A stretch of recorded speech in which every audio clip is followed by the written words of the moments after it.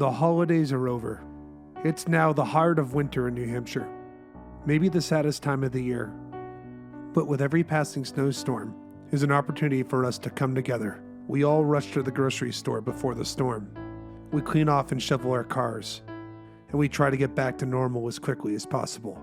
It's been a while since I've done an episode of Building a Startup. Since the last episode, we've learned a ton, and a lot has happened. We talked with investors and tried to raise money. We launched our product in the Google Workplace App Store. And we finally collected our first relevant set of data on whether a request for meeting can work. 2 weeks back, we made our first revenue from complete strangers that we don't know.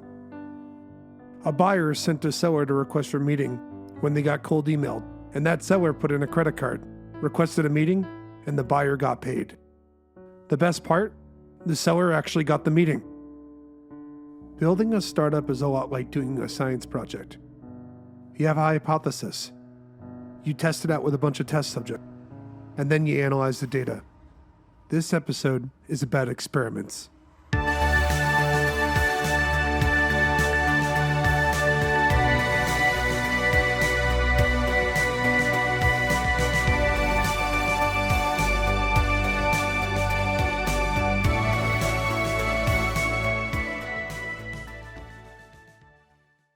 Hi everyone, I'm Professor Ryan O'Hara.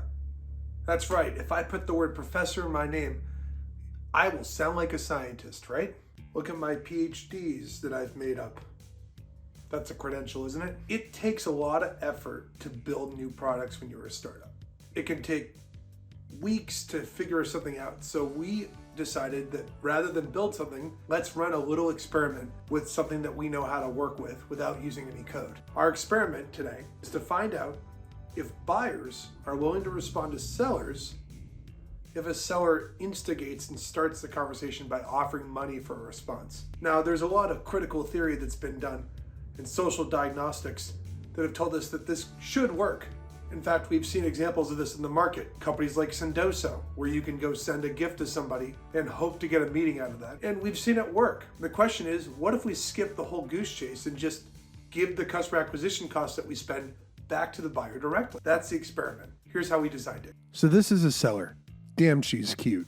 Our salesperson is going to give us a list of prospects they want to sell to. We want to see if these prospects would respond to our seller if she offered them money to respond. Rather than build this into the product, we'll write a very basic plain text email and send it on behalf of the seller.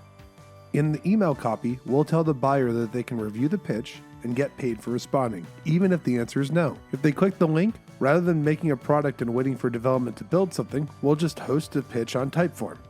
The Typeform will have the pitch copy, a question about whether they want to meet or not, and an email address so we can contact them about paying them.